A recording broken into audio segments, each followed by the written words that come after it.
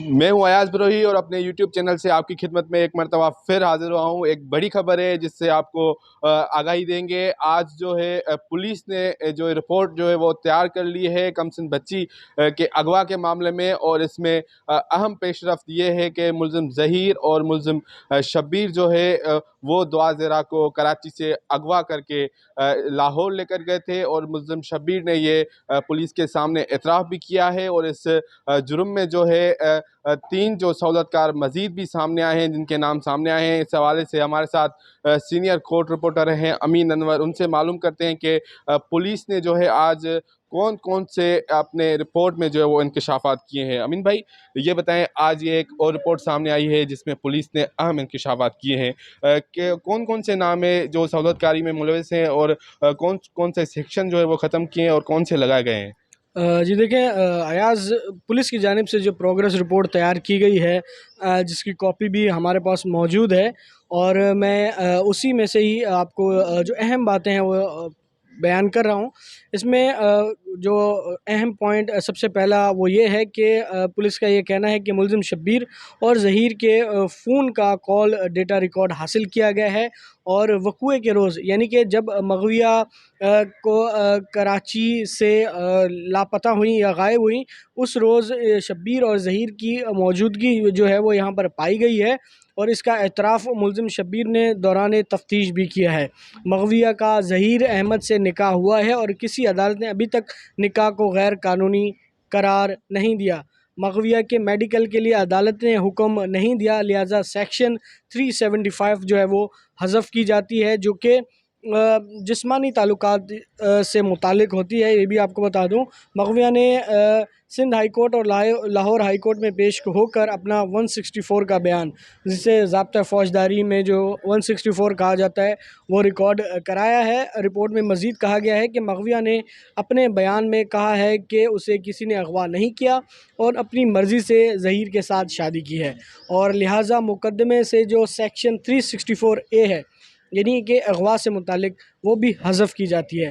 गिरफ़्तार मुलज़मान ग़ुलाम असगर, ग़ुलाम मुस्तफ़ा, जो एक निकाह ख़्वाह है और एक गवाह है, जो ज़मानत जो जुडिशल कस्टडी में है, जबकि ज़मानत पर रिहा ज़हीर और शब्बीर के साथ मिलकर मग़विया को अगवा किया, और मज़कूरा मुलज़मान ने मग़विया को बहला फुसला कर कराची से अगवा करके ले गए और मग़विया को लाहौर ले जाकर उम्र 18 साल बताई। और जो अहम बात है कि वालिदैन को बग़ैर बताए, वालिदैन की मर्ज़ी के बग़ैर अपने वकील के ज़रिए निकाह किया मग़विया के साथ।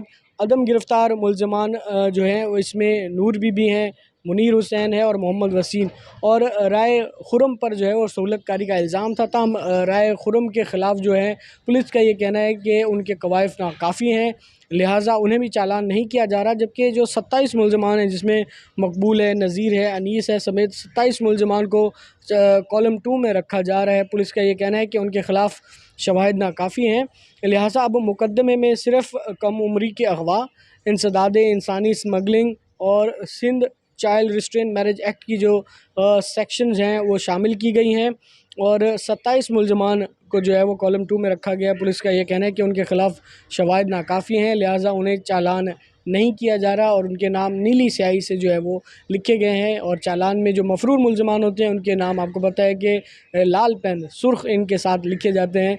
और अब इस केस में जो है वो 2 मुलज़मान जो है वो ज़मानत पर रहे हैं, ज़हीर और शब्बीर। 2 मुलज़मान जुडिशल कस्टडी में है, जिसमें निकाह ख्वाह ग़ुलाम मुस्तफ़ा और ग़ुलाम असगर जो गवाह है वो शामिल हैं, जबकि 3 मुलज़मान, जिसमें नूर मुनीर हैं और मुनीर हैं और वसीम, 3 मुलज़मान को पुलिस जो है वो मफ़रूर करार दे रही है।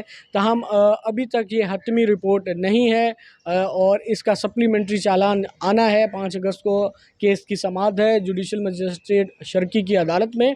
अब देखना यह है कि पुलिस क्या इसी रिपोर्ट को 173 की रिपोर्ट जो कहते हैं, जिसे चालान भी कहा जाता है, उसमें कन्वर्ट करके लाती है, या उसमें कुछ मज़ीद जो है वो एडिशन होती है, मज़ीद इंकशाफात किए जाते हैं, मज़ीद जो तफसीलात हैं वो शामिल की जाती हैं, या इसी सेम रिपोर्ट को जो है वो 73 की रिपोर्ट जो सप्लीमेंट्री चालान पुलिस ने जमा कराना है वो इसी रिपोर्ट को बरकरार रखती है या नहीं, और उसके बाद फिर अदालत के ऊपर होता है कि अदालत पुलिस की जो रिपोर्ट है उससे इत्तफाक करती है या नहीं।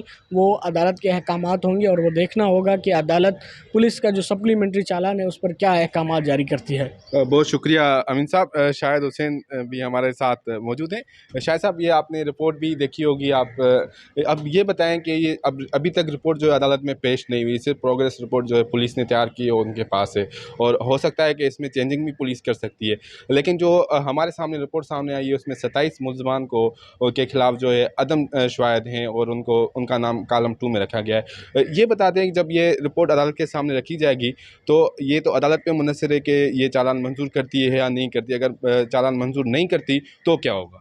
देखिए, ये उस दिन की रिपोर्ट है 1 अगस्त की, जिस दिन मुल्ज़मान की दरख्वास्त ज़मानत पर दलाइल होने थे और जिस दिन एमएलओ रिपोर्ट के ऊपर जो है वो जो फैसला आना था, और उस दिन जो है वो अदालत में चालान पेश करना था। ये उस दिन की रिपोर्ट है, लेकिन ये मेरी इत्तलात के मुताबिक मुल्ज़मान के वकला को तो फराहम कर दी गई थी, लेकिन जो मुद्दई हैं या प्रोसिक्यूशन है उनको नहीं दी गई थी, पढ़ने के लिए ज़रूर दी गई थी। जिस तरह आपको तफसील से अमीन ने बताया, लेकिन इसके 2 पहलू हैं। एक तो ये है कि एक थोड़ा-सा मुझे लग रहा है, मतलब मैं 2 दिन से बार-बार इस बात इस खदशे का इज़हार कर रहा हूँ कि देखिए, कुछ गड़बड़ है, इस किस्म की बू आ रही है। मतलब अदालत में भी कुछ इस तरह की और पुलिस की साइड की तरफ से भी। वरना जिस तरह का केस था, जिस तरह के एविडेंस आ चुके थे कि मुल्ज़मान ने इतराफ़ जुर्म किया, मुल्ज़मान की सीडीआर मौजूद है, बच्ची का उम्र का तयन हो चुका है, उसके बावजूद जो संगीन से संगीन जो इस जुर्म दफ़ा शामिल होनी चाहिए थी चालान में, वो दफ़ात शामिल नहीं की गई। उल्टा जो 364 और इस तरह 375 जो है वो निकाल ली गई या निकालने की भी सिफारिश की गई है। अच्छा, ये चूँकि रिपोर्ट को अब हातमी इसलिए भी नहीं कह सकते कि चालान आना अभी बाकी है, लेकिन पुलिस जो है वो इब्तदाई तौर पर, जैसे उस दिन चूँकि एक जमा करानी थी, अदालत को आगाह करना था कि अब तक यानी कि 1 अगस्त तक क्या हो चुका है, तो उसकी सारी यानी कि 2-3 महीने से जो भी इंसिडेंट में जो इस दौरान होता रहा, वो सारे लिख के लाए थे। लेकिन हतमी चालान जो है वो 6 अगस्त को पेश होना है। अब उस दिन देखते हैं कि पुलिस ने क्या करना है। अब जो 27 मुल्ज़मान हैं, इसके लिए लोग बड़े खुश हो रहे हैं कि जी 27 लोगों को निकाल लिया गया। अब आप खुद भी समझते हैं कि मुल्ज़मान के सराउंडिंग में जो लोग हैं, जो अगवा में मुलविस है या किसी न किसी तरीके से उनको पनाह दी, यानी कि जो इस जुर्म का मरकज़ी किरदार है, उसके अलावा 50-60 यानी कि अगर यहाँ से कहीं भी किसी जगह बस पे भी ट्रैवल किया तो क्या उनको भी अगर मुल्ज़म नामज़द कर देंगे, तो क्या उन 150 बंदा या 200 बंदा या 500-600 बंदा जो भी था, जहाँ-जहाँ ठहरते रहे या रुकते रहे, क्या उनको भी नामज़द कर देंगे? तो क्या सबको सज़ा दिलाना ये मुमकिन है? सबको सज़ा नहीं हो सकती। यकीनी तौर पर उनके खिलाफ शवाहिद पेश करना एक मुमकिन सी बात नहीं है, ठीक है। लेकिन पुलिस ने जो दूसरा पहलू है, जिनके खिलाफ ठोस शवाहिद थे, पुलिस ने उनके खिलाफ ही जो है वो मवाद अदालत में ला रही है, और सारी चीज़ें यानी कि मुल्ज़मान ने ज़हीर का, शबीर का बताया गया कि इतराफ़ जुर्म किया है, उसमें वकील ने निकाहनामा पढ़वाया, उसमें उसको किसी न किसी तरीके से जो है वो उसकी जो है वो सहूलत दी। वसीम भी एडवोकेट हैं और राय खुरम भी एडवोकेट हैं, और उसके साथ-साथ जो दीगर जो फैमिली के लोग हैं वो मुल्ज़िम हैं। तो इसलिए उनके खिलाफ ऐसे सबूत भी हैं, ऐसी शवाहिद भी हैं, ताकि इनको जब ट्रायल चलेगा तो इनको उन बुनियाद के ऊपर सज़ा दी जा सके। बाकी जिनके खिलाफ शवाहिद नहीं थे, तो पुलिस कहती है कि उनका कसूर नहीं है। बरी आप नहीं कह सकते कि बरी तो अदालत करती है, लेकिन पुलिस कहती है कि इनके खिलाफ शवाहिद नहीं मिले, लिहाजा इनको जो है वो कलम 2 में रखा गया है। लेकिन अगर कल को कुछ शवाहिद आ जाते हैं या अदालत समझती है कि इनको भी मुल्ज़िम के तौर पर रखे जाना चाहिए, केस में शामिल होना चाहिए, तो उनको जो है वो शामिल किया जा सकता है। हतमी फ़ैसला जो है इस प्रोग्रेस रिपोर्ट के ऊपर, चालान के ऊपर, या मज़ीद कोई कागज़ लेना है, वो अदालत ही करेगी, पुलिस के इख्तियार में नहीं है। तो अब देखते हैं मज़ीद जो पेशरफ्त होती है। लेकिन एक ख़ास बात ही मैं बताऊँ कि जो लोग कह रहे हैं ना कि बड़े जश्न और ये वो, मैं तो बड़ा हैरान होता हूँ कि लोग पता नहीं क्यों इस तरह की चीज़ कर रहे हैं, लोगों को गुमराह कर रहे हैं। अच्छा, इसमें सेंसिटिव लोग इस हद तक हैं, लोग इस हद तक इस केस से जुड़े हुए हैं कि लोगों के सामने अगर झूठ भी रखा जाए तो उसको सच समझते हैं, अगर सच भी रखा जाए तो ज़ाहिर है लोग और ज़्यादा परेशान हो जाते हैं कि किस तरह। यकीनी तौर पर हम जब जिस तरह चीज़ें रिपोर्ट कर रहे हैं, लोग हमें पता क्या कहते हैं, यार वो लोग जो दूसरी साइड के लोग हैं वो जो कहते हैं वही हो जाता है। तो मैं आज तक ये कहता हूँ, मुझे ज़रा एक चीज़ बता दें, जो उन्होंने कही हो वो हुई हो, ठीक है। चालबाज़ी है, लेकिन उसके काउंटर में जिब्रान नासिर, उनकी वकला की पूरी टीम, उनकी जो अदालती उनका जो चैम्बर का अमला है, वो तो दिन रात काम कर रहा है। उस काउंटर में जो चालबाज़ी है, उसको चालबाज़ी की तोड़ के लिए वो तो दिन रात काम कर रहे हैं। तो मुलज़िम कहाँ से सज़ा होने से बच गया है, या पुलिस की अगर गफलत लापरवाही है, चाहे नीचे से लेके ऊपर तक, वो तो इज़हार कर रहे हैं इस बात का, ठीक है। हतमी चीज़ ज़ाहिर है इसी सूबे की पुलिस ने करना है, इस रियासत ने करना है। मज़लूम जो ख़ानदान है उसको उसकी हिफाजत करनी है, उसको सारे हर तरह से प्रोटेक्शन देनी है, और जो उनके साथ ज़्यादती हुई है उसकी तरह उसको सज़ा देनी है, वो इदारों ने करनी है। लेकिन जहाँ इज़हार करना है वहाँ खामोशी से बैठ तो नहीं कहना कि भाई हमारा कोई वास्ता नहीं, ठीक है, मुल्ज़िम जीत गए और हम हाथ पे हाथ रख के बैठ गए, ऐसा कुछ नहीं है। जो चीज़ें फैक्चुअल हो रही हैं वो हम आपको रिपोर्ट कर रहे हैं, लेकिन हम जश्न नहीं मना रहे, हम पार्टी नहीं बन रहे। जो चीज़ें मैं समझता हूँ कि कहीं अल्फाज का चुनाव आगे पीछे हो सकता है, लेकिन जो फैक्ट्स हैं हम आपके सामने रिपोर्ट कर रहे हैं, और मुल्ज़िमान फंसे हुए हैं, मुल्ज़िमान निकले नहीं है, मुल्ज़िमान मुझे बच नहीं अभी गया। ये केस याद आ गया नाज़िम जोखे वाला, जिसमें पुलिस ने रिपोर्ट पेश की थी, इसी तरह की रिपोर्ट थी, जिसमें जाम अवैस, जाम करीम जो मरकज़ी मुल्ज़मान थे उन समेत 13 नाम के जो कॉलम 2 में रखे थे। लेकिन उसके बाद जुडिशल मजिस्ट्रेट ने आर्डर कर दिया था कि ये मरकज़ी मुल्ज़िम है, आप इनको कैसे आज़ाद कर सकते हैं। तो अदालत ने उस पर आर्डर कर दिया था और मुल्ज़मान उनको नामज़द कर दिया था, अभी तक वो जेल में है। तो ऐसे खुशियाँ मनाना कोई अदालत नहीं करना है आखिर में फ़ैसला कि इनको बिल्कुल। क्या करना है और कैसे इनको आगे केस में करना है। अगर शवाहिद मिल जाते हैं तो ज़ाहिर सी बात है अदालत फ़ैसला करेगी कि उनको आगे कैसे लेके जाना है। ये थी आज की खबर। अभी 27 जो मुल्ज़मान हैं उनके कॉलम 2 में नाम डाले गए हैं, लेकिन अदालत ने ही आखिर में फ़ैसला करना है कि उन मुल्ज़मान का क्या करना है। अगर शवाहिद आ जाते हैं तो उनको भी ट्रायल में शामिल किया जा सकता है। इसी खबर के साथ हमें इजाज़त दीजिए, फिर मिलेंगे किसी और खबर के साथ।